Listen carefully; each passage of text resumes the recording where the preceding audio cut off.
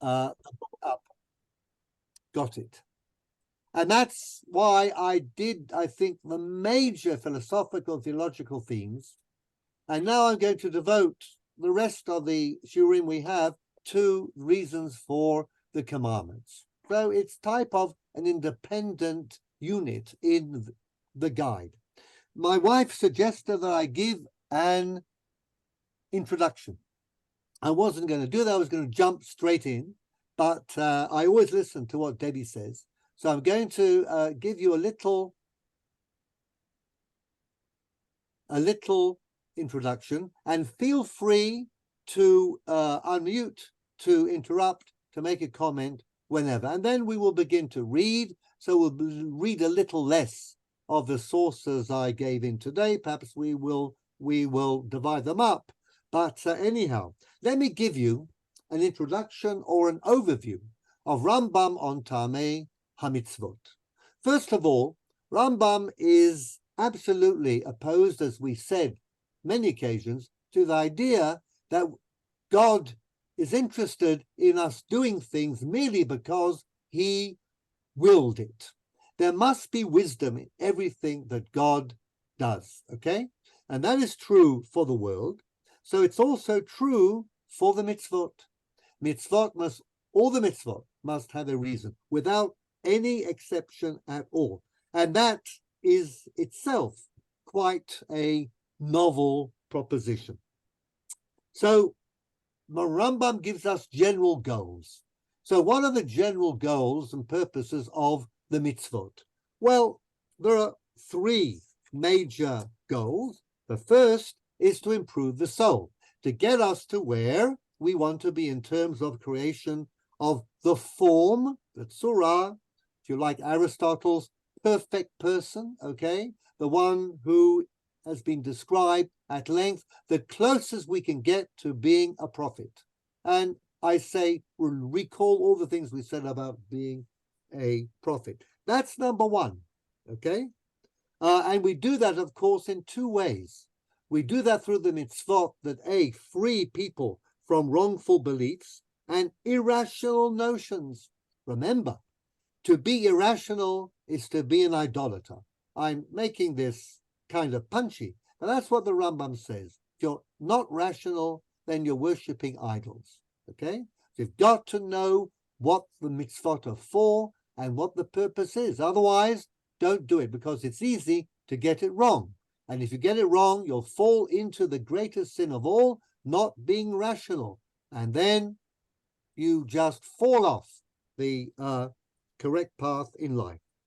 Number two, the second, is that we need to foster the correct character traits. In other words, people have to be friendly, not hating each other, no enmity in society, no vengeance. We need to share things, give charity. We need to promote mercy. And that applies to the animal world as well as the human world. We have to place a limit on the sexual drive, have to respect women as persons and not reduce them to sex objects. All of this, of course, is also part of becoming a prophet. Remember, ethics. We have to be extremely ethically developed people. And finally, number three, that we have to have an orderly society. I remember Aristotle said a human being is a zoon politikon, which is Greek for a political animal. Zoon politikon. And it's interesting because you might have thought that Maimonides would have recommended us leaving society, going out to the wilderness, being a hermit. No, exactly the opposite. Following Aristotle, okay? And I think the idea of halakha in general, he says that the perfect person can only grow out of a society by interacting with other people, of course, in a prophetic way, if he can, just like Moshe did, as we read. Moshe Rabbeinu, inside, was the perfect person. Outside, externally, he was a nice guy, the best type of person you could possibly meet. But all the time inside, he was in prophetic mode. So those are the three aims of the mitzvot. And it's interesting, of course, that you might have thought that we should have started with making a decent society. In other words, having laws about contract and crime and inheritance and the way property is distributed. But no, that's not the Rambam's ideal. Rambam, like Aristotle and Greek thinkers, is focused on the most perfect person, and that is, of course, intellectually first, ethically second, and socially third. Okay, the opposite of the way a modern philosopher might have gone about the stages in producing a perfect person. So once we know that that is a general theory, then we are going to say, for example, the next dramatic thing is that there's no such thing as chukim in the way most Jews tend to think about it. Most Jews tend to think that chukim are what? How do we define a chok? Shmuley, how do we define a chok? Statute, something with no reason. Something with no reason. Can the Rambam accept that there is such a mitzvah? Shmuley? No. No. So therefore, you've got to get rid of that idea that we've all almost have been taught from childhood, that there are chukim and mishpatim. Mishpatim make sense, they're rational, chukim don't. Gzeira hi milefanai, ve'lecha reshut laharher achareha. God says, I want you to do this, it's my will. You have no way of finding any reason. Rambam rejects that entirely. Of course, what he will say is that there are mitzvot, the rationality of which it is easier to establish than others. The others are called chukim, but it's not that they don't have a reason. It's just that we have a much more difficult time in discovering the reason. Okay? So that's what the Rambam is going to tell us about chukim, and we certainly are going to find reasons for all of the chukim. Now, the interesting thing, of course, is that the reasons for the chukim may be historical. Historical. In other words, at a certain period of time, the Torah needed to fight idolatry. Idolatry for Rambam includes astrology and any superstitions, okay? But especially astrology. He wrote a letter on astrology that we may cite, which he, as an exception to many of rabbis in Spain and the East and the West in his time, he was adamantly opposed to astrology. You cannot figure out anything by looking at the stars, knowing the constellations, figuring out at which phase of the moon Mars passes through. All of this, he says, is absolute rubbish, but it's not only rubbish, it is dangerous, because then you run your life according to falsities, things that are irrational, and that's the worst thing you can possibly do. Rambam says that he needed to study hard the books of the idolaters. He mentions a book called the Book of Nabatean Agriculture. He talks about a group called the Sabians, and he said he spent years reading their books to try and understand what they were saying and to see how their practices are rejected by the mitzvot of the Torah. And that is the reason for them being, okay? But yes, Jean. But there are Gemarot completely contradictory to this opinion. If I remember, Rav Ashi says that according to the moment when you are born, you will be clever or a thief and so on. And there is also, I don't know the reference so by heart, but there is a text which says, what does it interest God if you shirt from under or from above? It's We're all... going to read that. Well, Rambam deals with that. Of course, we are going to read that, but I don't want to create a spoiler. He has a wonderful answer for the second question. So we leave that. The first source, many sources. Rambam always has the same approach. Either he'll say, it doesn't mean that God, what do you think? God says something before a person's soul is sent down into the body? person, soul, God, all have to be defined. What he'll tell you is that you have, and we can accept this perfectly well, a genetic proclivity towards a certain type of life. But you can change it. Otherwise, there'd be no point in tshuva, no point in tefillah, no point in tzedakah, no point in fulfilling the mitzvot. So then he also says, of course, that these could And be... bechira chofshit as well. Well, that's very important for the Rambam that you take responsibility for good and bad. But we're talking about your own, you're talking about the personality or the physical health that you are born with, as we learned when we studied his theory on evil. Yes, some of us are born with more capacities, some with less. Some have a strong constitution, some have a weak. We do the best we can with whatever we've got, but we don't attribute our strong or weak health to an act of God. God doesn't do that sort of thing, okay? All right? If it happens, but it doesn't mean that the rabbis of their time didn't believe in it, didn't think so. Perhaps they were chassidim or devotees of the will approach. They thought there was a virtue in accepting this approach, but Rambam certainly does not. And about the Midrash Rabbah, what ma'ich la kadosh baruch hu im shokartim batzavar or ba'oref?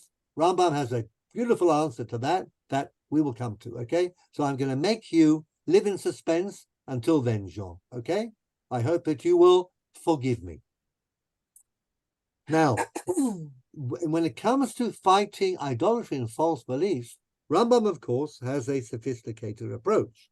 He says that some of the mitzvot are there to wean us away from idolatrous beliefs, okay? So he might have asked us, for example, to offer sacrifices. Famous Rambam. Offer sacrifices. Because I don't want you to offer sacrifices to the idols. Why don't you offer sacrifices to me? Do I want sacrifices? No. Do I need sacrifices? No. Am I interested in sacrifices? Not really. But I know it's going to help you get over the sacrifices. And of course, the question that you will ask is that, well, the sacrifices and idolatry were a problem thousands of years ago. Are we still in danger of worshipping idols today? The answer is, Jean, no, we don't really worship idols. So do we have to have korbanot? Do we have to yearn for a bet hamikdash? Apparently the answer would be no, but Rambam says, of course, the answer is yes. We have do. other idols. We have other idols today. They're not the We same. have. Yes. We do have other idols, but are we going to fight them by offering goats and rams and bullocks and sprinkling their blood on the wall of the altar? Jack, do you think? I don't know. I never tried it. This is the danger Okay. of the Tamei HaMitzvot.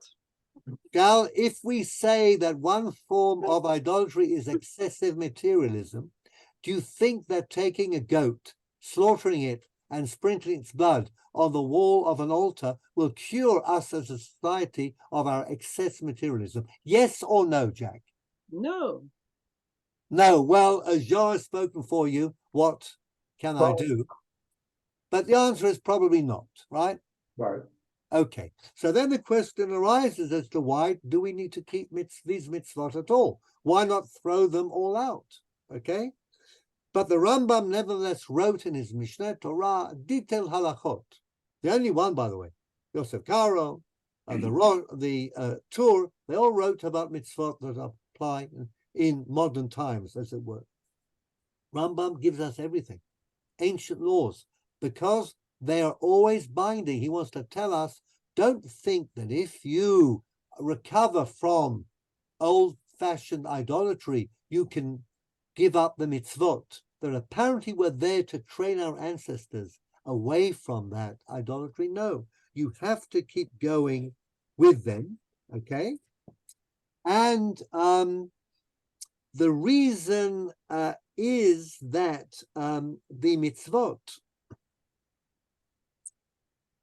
well, we'll talk about that, but mitzvot and the Torah cannot be changed. This is very, very important. Because there's something, I'm going to give you a little hint, but we're going to talk about this at length. There's something very valuable about these mitzvot and the way that we serve God, even if the reason for them coming into the world is no longer the same as it was. So this is one of the major questions that we ask, and I'm going to deal with that. As I said, also I'm going to put you in a little bit of suspense, but we're going to deal with that too. It's a major issue in Maimonidean studies. Why have Bet HaMikdash and sacrifices when the reason for having them apparently no longer exists? We're no longer in danger of worshipping idols. People do not serve God today. Well, I mean, you might say, on the other hand, you've got things like kaparot, people who still take chickens, shake them around their heads, shech them, often badly, okay, and have the chicken for their pre-Yom Kippur meal, okay? But most of us don't. So why do we need to believe that the mitzvot of Bet HaMikdash and Korbanot are still binding? We'll get to that. Rambam is particularly upset with those people who think that mitzvot can affect reality. In other words, if I put up a mezuzah, my home is going to be protected no matter what. And if I suffer a tragedy, I don't know whether you've heard this, I don't know what they say in Zurich, but some Orthodox rabbis used to say, something bad happened, check your mezuzahs. Rambam would be furious. He would say, this is Avodah Zarah. This is exactly what he doesn't want you to be doing. The mezuzah is not a magic charm. Mitzvot are not talismans. They do not affect anything in the reality of the world at all. Tumah and Tahara, he says, amongst other things, are there so that we are careful about when we enter the Bet HaMikdash and when we don't.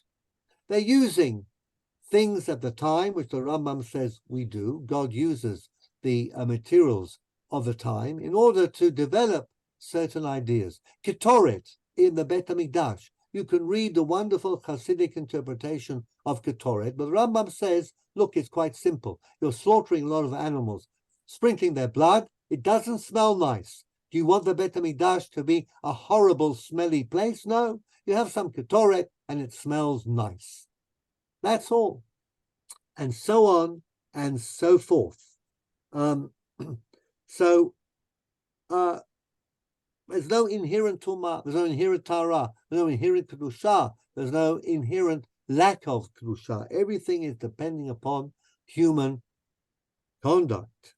So, as I said, because we have to be part of a community, okay, you as a perfect person or a person on the road to perfection will share the customs and the practices of the community. And that in a way is half of the answer we're going to give as to why we still need to keep these mitzvot. Other reasons make the mitzvot the core of the life of the Jewish people, Torah and mitzvot. And in order for you to become perfect, you have to become perfect within the community and not without it. So what the Rambam in fact does, he develops, and we've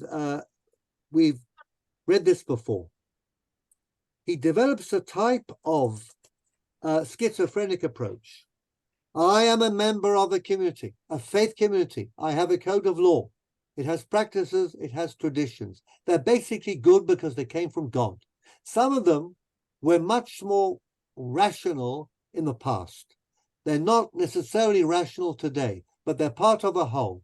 If I pick away bits of a whole, I lose the entire house. The fabric unfolds and I lose it. So what I do is that I am part of the community. I'm not a poresh min hatzibur. Many of the things that my community does are things that I do not believe in, and in the same terms that the community does. They fast because they think that if there's a tragedy, fasting and davening is going to change their fate. Is it going to change their fate? Not going to change their fate. The prophetic type person knows how to handle evil as well as good. But we go along with that. We'll come to shul, we'll say Tehillim, we will daven, we will pray, we'll say, but inside we will know that we're doing this in order to be part of a community, strengthen that community, which is basically God's community and has a fine basis for producing the perfect type of person, even though, as we learned, when you daven, you're training yourself to concentrate. First of all, during the first parak of Shema, then the first bracha of the Avot, and so on and so forth. You're thinking and you're contemplating. Outside, you're doing what everybody else does.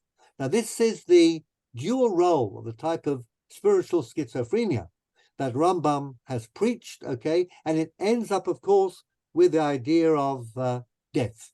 That death is frightening for most people, but is it frightening for the prophet, for the person who's developed their soul? No. And we talked about Mavet Nishika, right?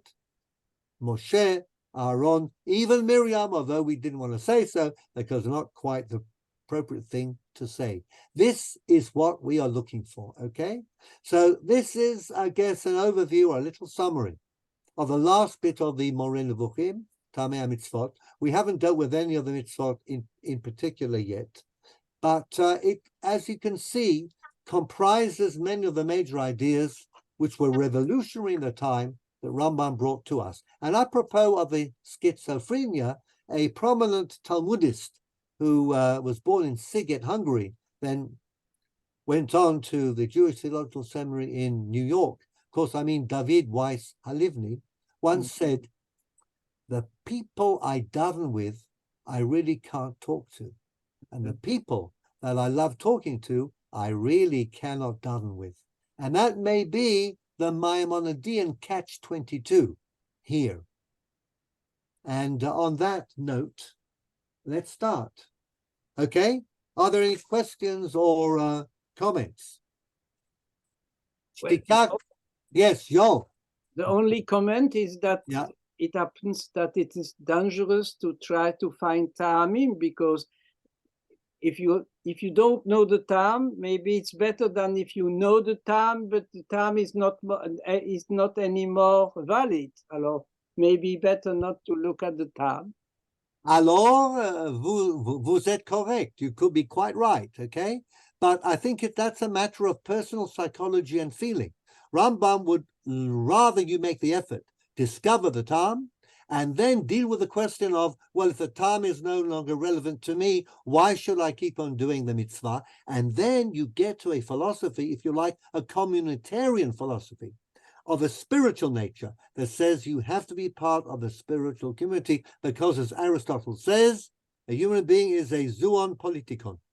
And we have to reach our flourishment in society. We'll read the last chapter of the Moreh, which I think I referred to in the past, which has something very interesting to say about the fact that at the end of the day, we are only people insofar as we can function in a society. Okay, so I'll now do a little share screen and we'll see what we can do in a half hour, but it's very interesting. It's all very interesting. Okay, here we go. Let's go to the top, right. No intelligent person can say that God does things in vain, okay? אמנם לפי דעתנו אנחנו וגם לפי דעת כל נמשך אחר תורת משה רבנו, פעולותיו כולם הם טובות מאוד.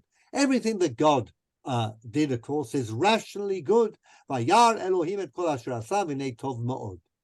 כל מה שעשהו השם יתברך בגלל דבר, המעשה הוא הכרחי במציאות הדבר ההוא, המכוון או מועיל מאוד.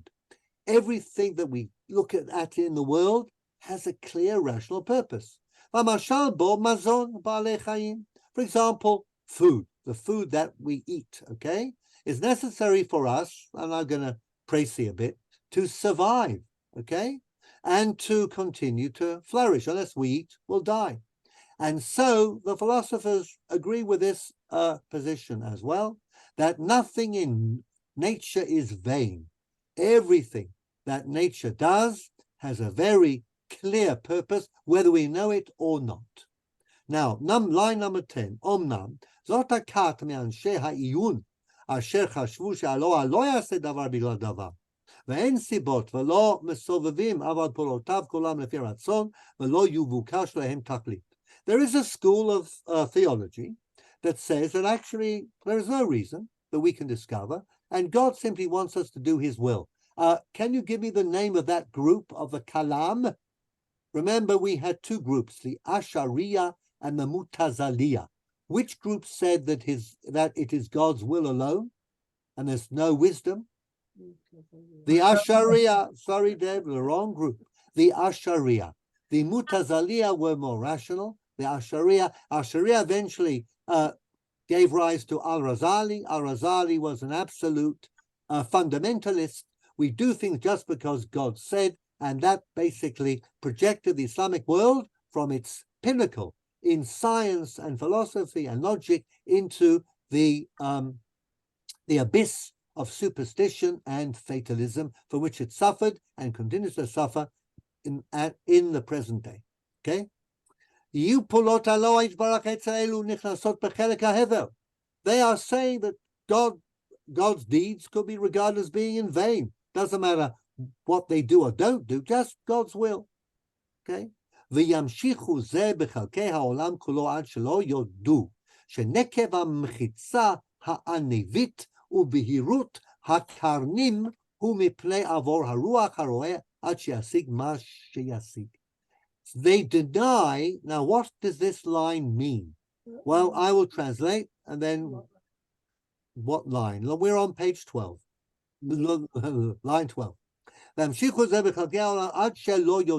Asherites will not accept shenekev hamechitza ha'anevit. What's that? The hole in the partition of the grape-like organelle. What looks like a grape, when you take it out of the human body, it's brown, it is wrinkled, and it's the size of a grape. When you take it out of a dead body, is of course the uvea.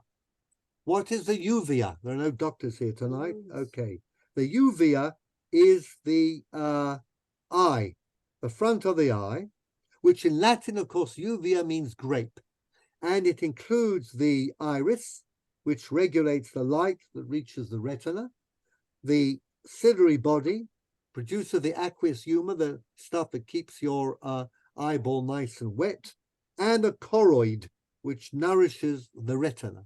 So all of this, there's a hole, in comes light, and that's how we can see. Uvihirut hakarnaim, we say karnim is karnit, and the transparency of the cornea.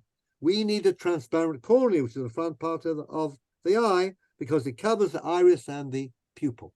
So the wonders of the human eye. The Asherites say, well, it might or it might not be. You might see in a different way. It's not necessarily this particular uvea that allows you to see. Maimonides says that this is ridiculous. אבל לא ישימו זה סיבה בראש כלל ולא נוקבה זאת המחיצה ולא הושמה אשר עליה בהירה מפני הרעות. אבל כן רצה האלוה. God wanted you to have a uvea. Why?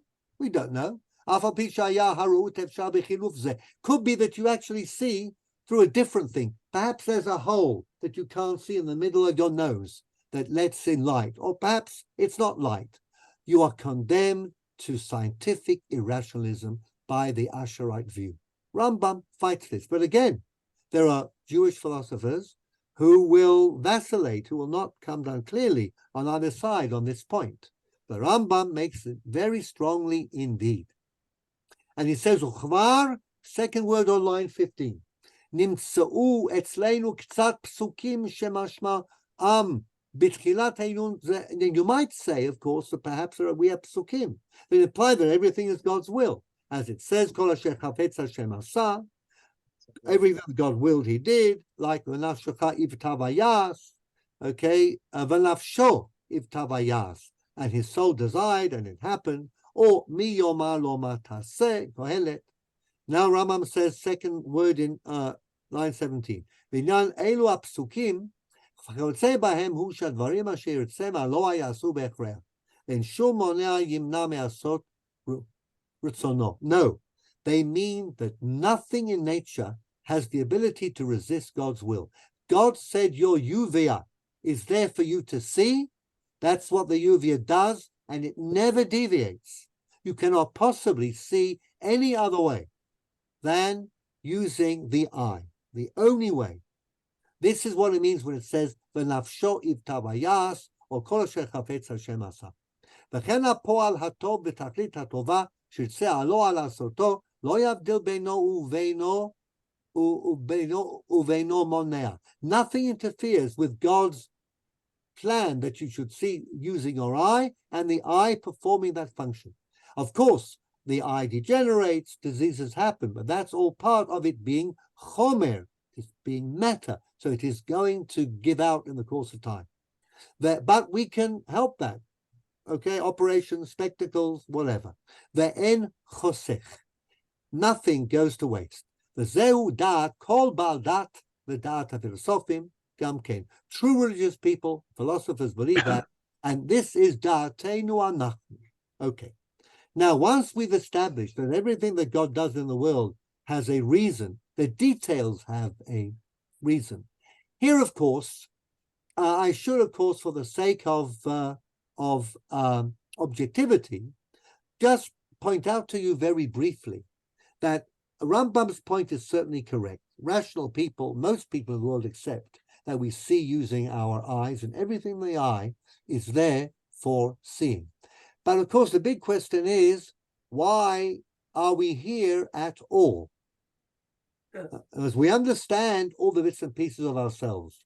When we look at the world at large, we understand that there's a food chain, that the lions, they eat the gnus and the wildebeest, and the wildebeest then will look after all sorts of grasses, and there'll be a food chain. We understand that the way, sorry, Dad?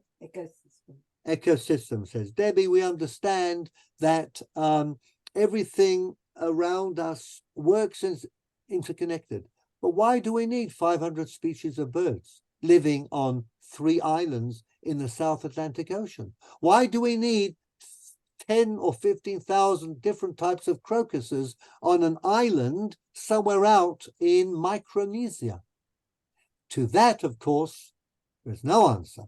We don't know the whole picture. We know the bits and the details. And philosophers from Leibniz, okay, to Heidegger, have wondered and struggled with this question. If you like, what's it all about, Alfie? Which is a line from a British film in the 1950s, I think. But it is to do with the fact that the big picture still eludes us. And from the big picture, there's no escaping God's will.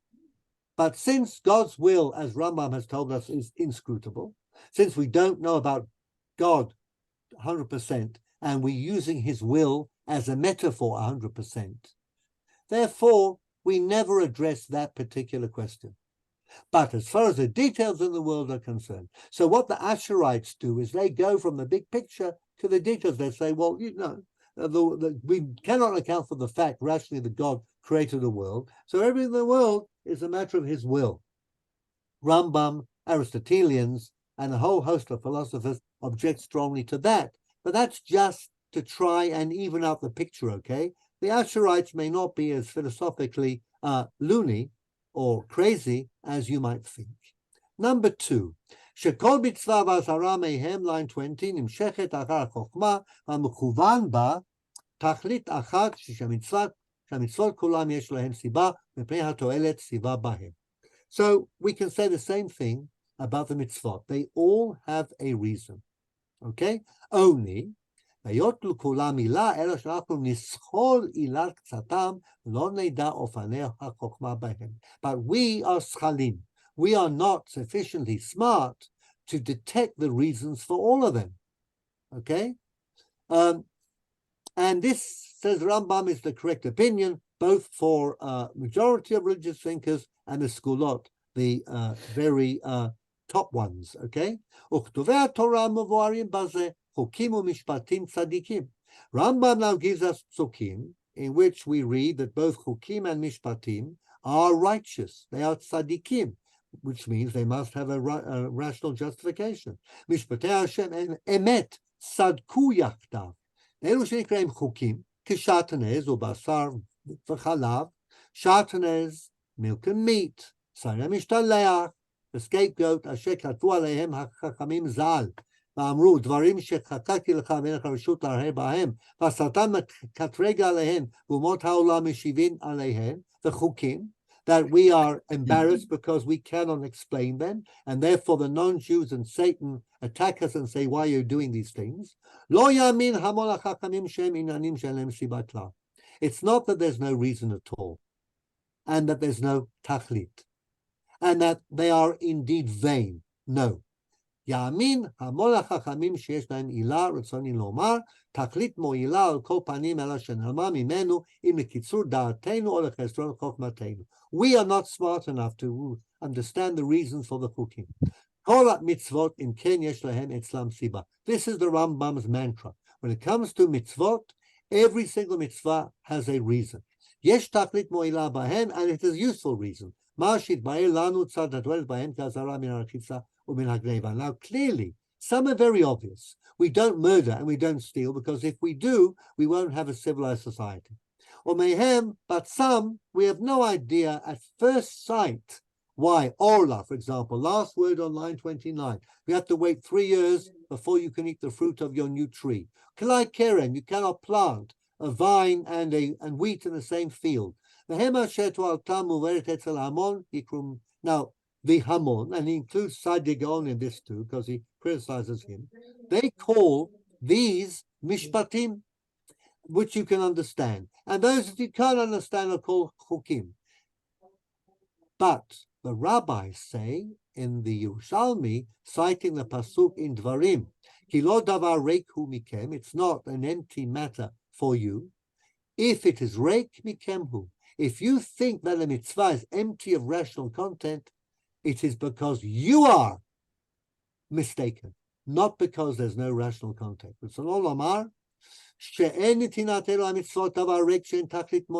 has a useful reason. And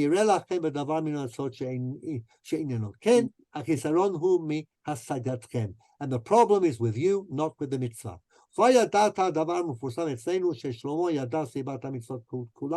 There's a midrash, in Midrash Kohelet, that Shlomo, King Solomon, knew the reason for all the mitzvot, except for the para aduma. We also know that God did not give the reasons, because if you know the reasons, you're sure to say, well, it doesn't apply to me. Just as Solomon said, okay, the Torah says the king shouldn't have too many wives because they might lead him astray to worship idols. Solomon said, I will never worship idols. I'll take as many wives as I want. What did he do at the end? He worshipped idols.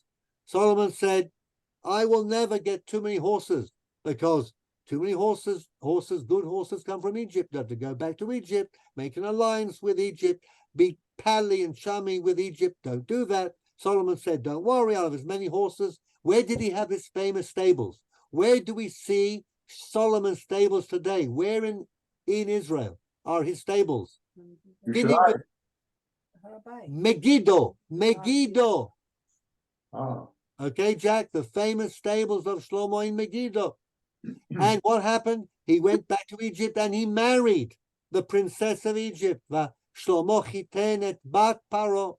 So the Torah doesn't like giving reasons, says Rambam, because you will go astray. But is there a reason? Of course there is. Okay? Now let's move on. The last line on page 1,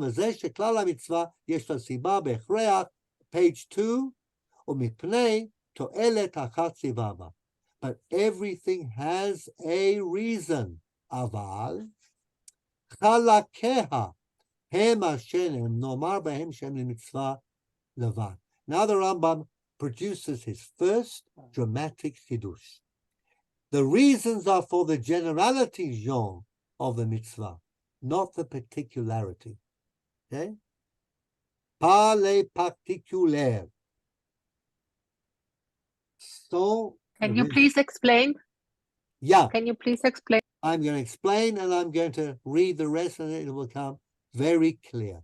I'm now going to cite the midrash that Jean mentioned earlier. Okay.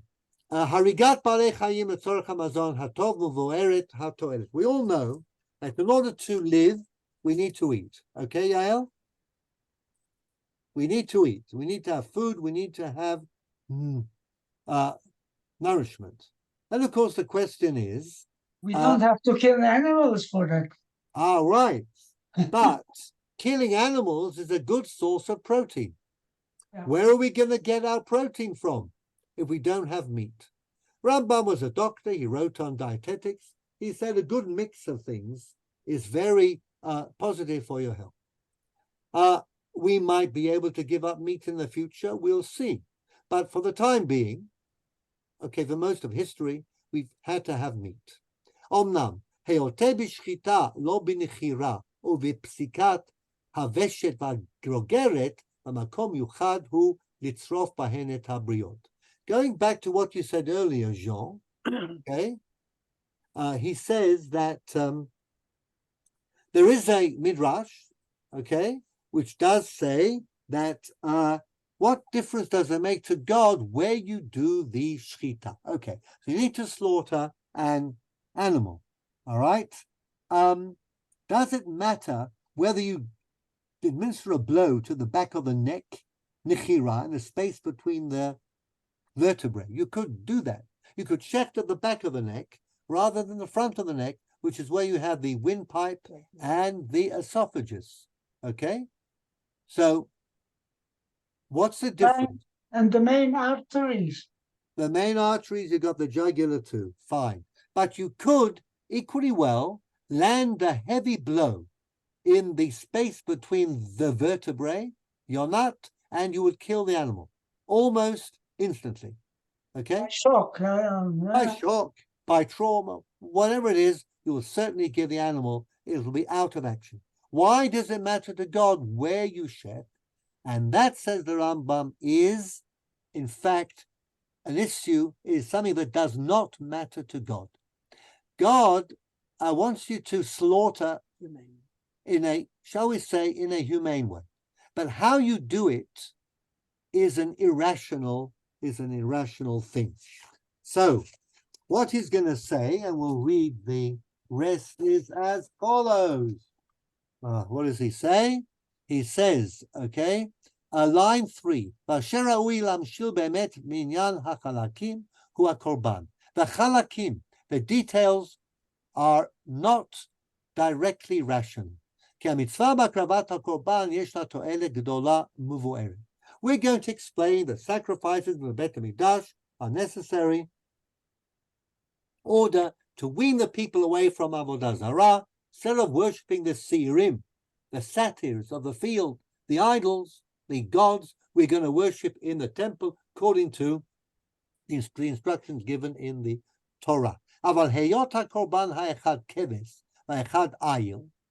whether the sacrifice will be a ram or a lamb, and that will be 3 or 12, no reason here at all.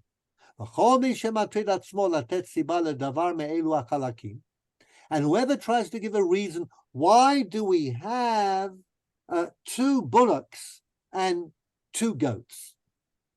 Whoever tries to find an answer is be'inai, my eyes, line 6, mishtagea shigaon aruch, is the victim of a long period of insanity. You are basically mad. Are you mad? Do you think you can find a reason? We've got to have a number. We've got to have a quantity. The reasons for the mitzvot are general. They are not for the particulars. And what you do is you make yourself ridiculous. כמי שידמה שהמצווה כולה היא ללא תועלת נמצאת. If you want to find a reason for the details, you are as bad as somebody who believes that there's no reason for the mitzvah in general. ודע שהחוכמה חייבה, ואם תרצה אמור שהצורך מביא להיות שם חלקים שאין להם סיבה. וכאילו הוא דבר נמנע בחוק התורה, שלא יהיה בה דבר מזה הכת, באופן ההימנעות בו, שאמרכה למה היה כבש ולא היה איל, השאלה ההיא בעצמה הייתה מתחייבת, אילו נאמר איל, במקום כבש, שאי אפשר מבלתי מן, you've got to choose. וכן אומרך למה היו 7 כבשים ולא 8? Why 7 כבשים and not 8? וכן היו שואלים אם אמר 8 או 10 או 20, שאי אפשר מבלתי מספר הכרח. You got to have a number. ודע זה העניין להבינהו. line 12 at the end, ואשר אמרו בו תמיד מיות לכל מצווה סיבה ואשר ידע מהם שלמה, הוא התועלת המצווה בכלל ולא חקירת כל חלקיה. Okay, so this is the Rambam's great contribution here. Now, I mean, I don't know whether the name Buridan means anything to you. Anybody respond to the name Buridan? Who was Buridan? He was French. Bigourdan, mais no Buridan. L'âne de Buridan. L'âne, which is what? A donkey, right? Yes, You Buridan. remember Buridan's donkey? Ah, we're going to get a book. What is Buridan's donkey? He was a medieval philosopher. What did he Donkey. say? Donkey. The donkey was a philosopher. No, Buridan.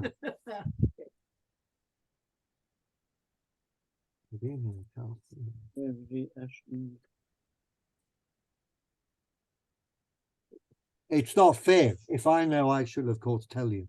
But I don't see it. Buridan, B-U-R-D-I-A-N. Bourdain. Why Bourdain? Bourdain. Bourdain. Ah. Bourdain. In philosophy. Anybody remember? The donkey has 2 bales of hay. It's a French philosopher. Exactly. And what did he say? You have a donkey. There are 2 bales of hay. One on the right, one on the left. A donkey eats hay. Jean. A donkey eats hay. Okay? You put in front of him, equally distant, 1 meter on each side, to the left and to the right, there is a bale of hay. The donkey has to decide which bale of hay is he going to eat on rational grounds. Can he? No. They're exactly the same bale of hay, exactly the same quality, exactly the same distance from him. There's no rational way of deciding. So what does he do? He's so rational, he starves to death because he cannot choose rationally a bale of hay. They said the same of Lord Balfour. Couldn't go with it. Debbie says that there was a certain English lord, No, it's Lord Balfour. a certain Very English relevant lord, today. who she says is very, very relevant today. She It's says it's Lord Balfour, who once stood at the bottom of a staircase. You remember 19th century staircases in fancy houses? One went up the left, one went up the right, and they were symmetrical. They looked exactly the same. So the Lord stood at the bottom of the staircase, the split staircase, and he said, on rational grounds, which staircase shall I pick? And because he couldn't decide, he remained at the bottom of the staircase. He never joined the party, okay? Because he couldn't decide. So Buridan is very famous for the logical implications of this particular problem. It's a famous one, the ass of this famous French philosopher. And he says that the certain decisions in life you have to make because they're part of a more general requirement, which is to eat. The donkey has got to eat. If you don't eat, you'll starve.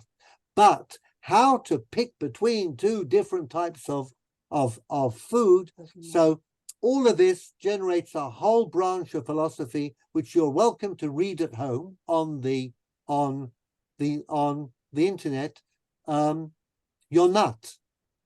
Can you spell the philosopher's name? Burdan. B-U-R D-A-N. Burdan. No. B-U-R-I. Buridan. B-U-R-I, sure. D-A-N. Okay. Buridan. So unable to choose between two bales of hay, starves to death. Exactly. Okay. So I'm not saying that the Rambam is presaging. Is he's in the 12th century. Buridan, I think, was the 14th century. the 14th century exactly. But this is the same idea. So there have been many details of the mitzvot. Where exactly you pick, you got to have a place to shech.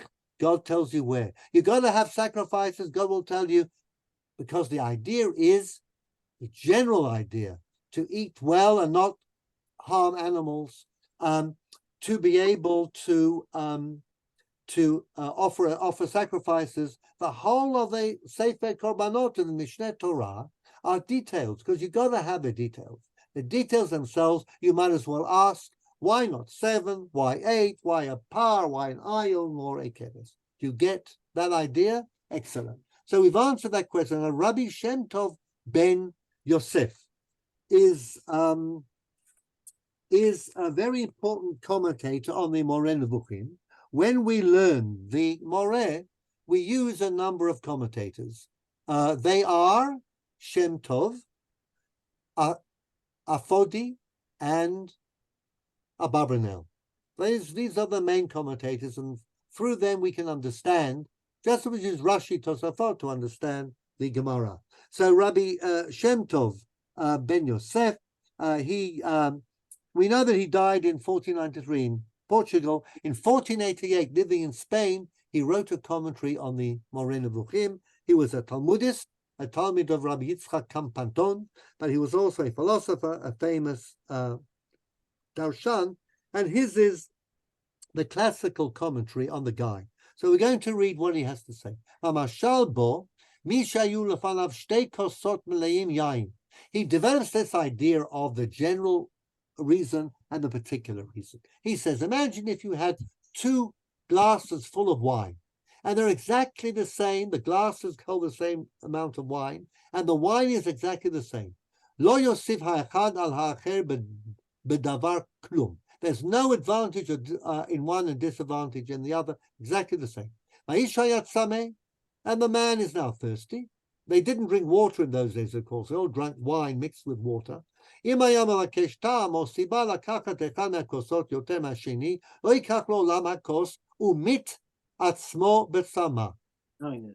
rationally speaking, no way of choosing, go die of thirst. Okay? Now we're talking about somebody talking about 15th century. So Rabbi Shem Tov could very well have seen Buridan, okay?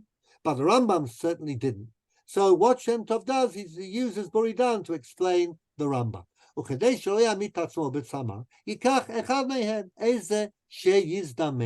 going to have to take one, okay? And it's chance. That's a matter of will. טעם, ואשר ידע מהם שלמה עליו השלום, הוא התועלת כל מצווה בכלל, ולא חקירת כל חלקיה. If you want to find the reason for every detail in a mitzvah, when it's rationally necessary to make a choice, because of the general motivation, you're going to be spending your time, Rambam says, in absolute frivolity and stupidity. Okay? So that is the answer, Jean, to the question you asked earlier, and I held you off so there'd be some pleasure in reading the Rambam's reply to this question. I think we're going to have to leave the rest for next time, because I think that our time is almost up. So rather than rush, we're going to have a look at the next bit of this the Kavanat Klal Torah, and the things the Rambam is going to add to what I said in my introduction next time. So I'm going to stop the share, and we have an opportunity to chat. I have to say, of course, that I've received a couple of mails, more than a couple, people saying they're enjoying, Yael, the recordings very much. So that's why, we don't have as many people participating in, but I think that the people who are really interested in this from the very beginning are all here. So that is certainly fine. But it's nice that people have an opportunity, I think, to see the recordings, okay? And then they can keep up in their own time. They can dress how they like. They can eat what they like when they're listening to the recording. It's a very non-inhibitive framework. And some people, Debbie says, there's a problem staying awake at night because we are, of course, on European time. Anyhow. Not so late. Sorry? It's not so late. You're not. There are people who are younger than you who get very tired. Okay.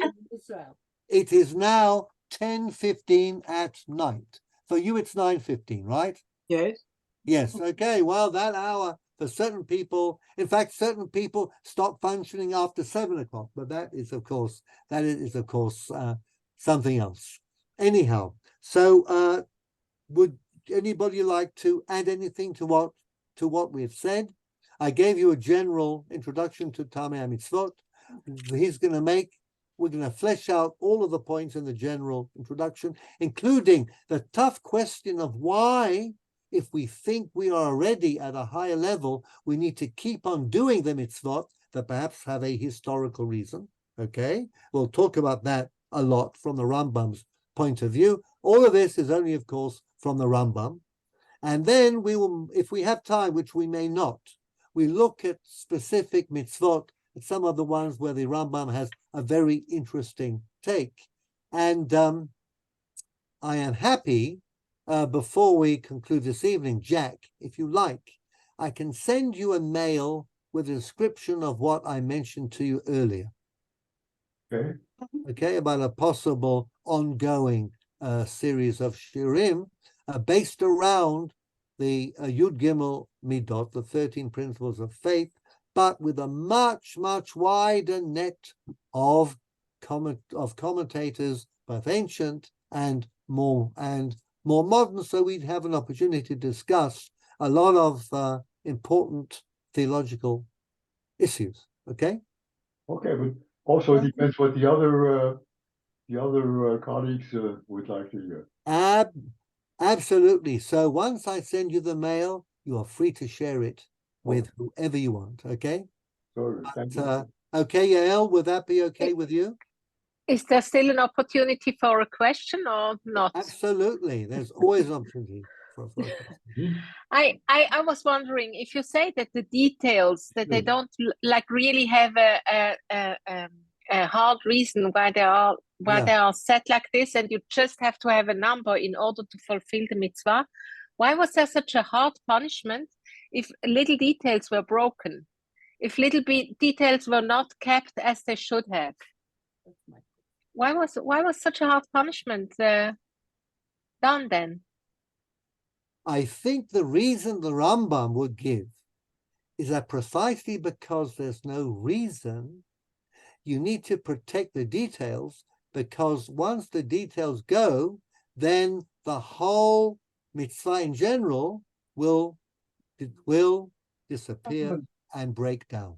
It's almost like the statement in the Gemara that the Chachamim were more strict in terms of midorabanan than they were in relation to mitzvot midoraita. Okay, why? Because midoraita, everybody knows they need to keep. Midorabanan, we can say, well, it's not convenient, it's only midorabanan, and if there are other factors, perhaps we don't need to. So therefore, hichmiru yoter midirei chachamim me'asher divrei Torah atzma. So here too, the Rambam is saying, if the whole point, say, of having a sacrificial service is to take people away from offering sacrifices to Siurim or to Egel HaZahav, okay? And remember, idolatry wasn't trivial.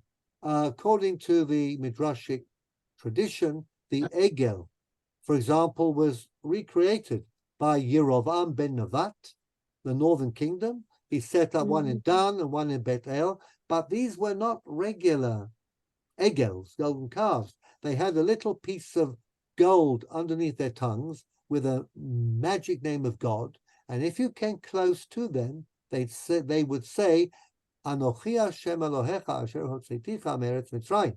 But this wasn't just, we think that they are images of gold and silver. There's a lot of cleverness that went into them. So you need to get people away from believing in that, and in believing that other things will dictate what happens in the world, that if you follow the stars, or you go to a fortune teller, or you look at the lines on your palm, okay, you'll be able to affect your fate. So you have to be taken away. What are you taken away to? You're taken away to a sacrificial service that doesn't give you much in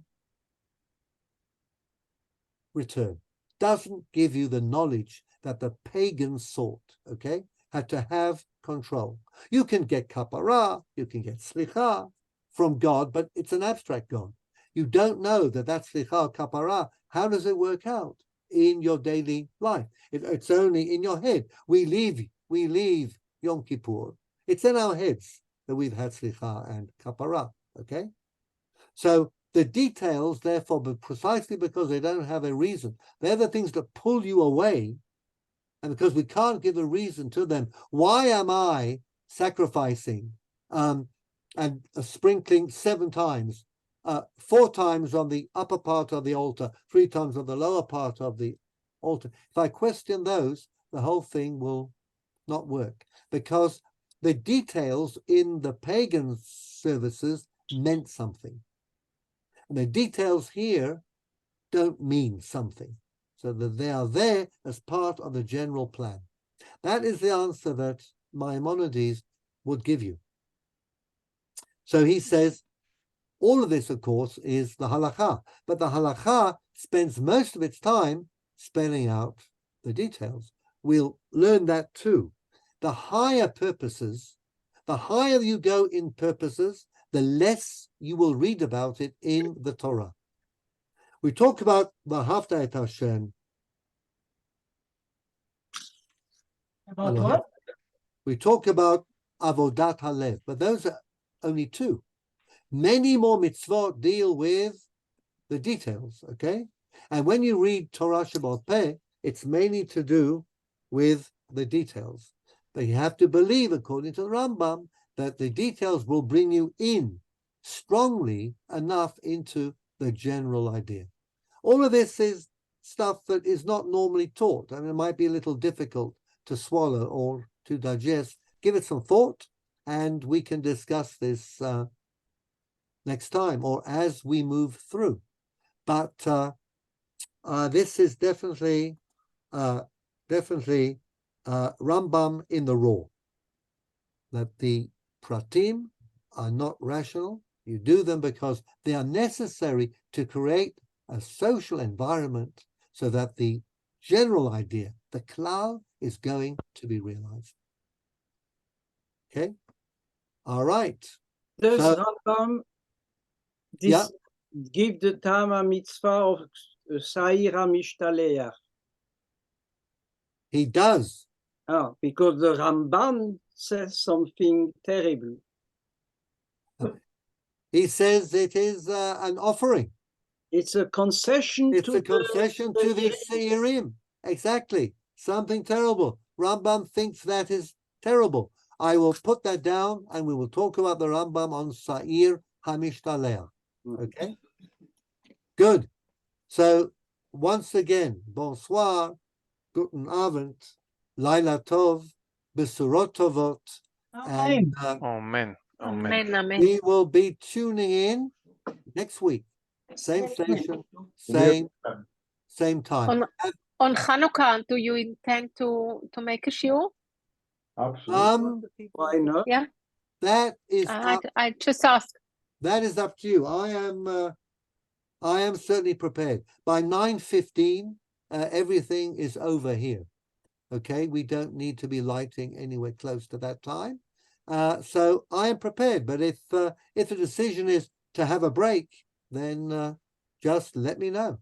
But I do plan, and Hanukkah is coming soon, I think. Not next week. Sweet. After. Exactly, 2 weeks. Week after. 2 weeks. Okay. Mm. So that's it for this evening. Good evening. Thank Good you. evening, and thanks for joining us.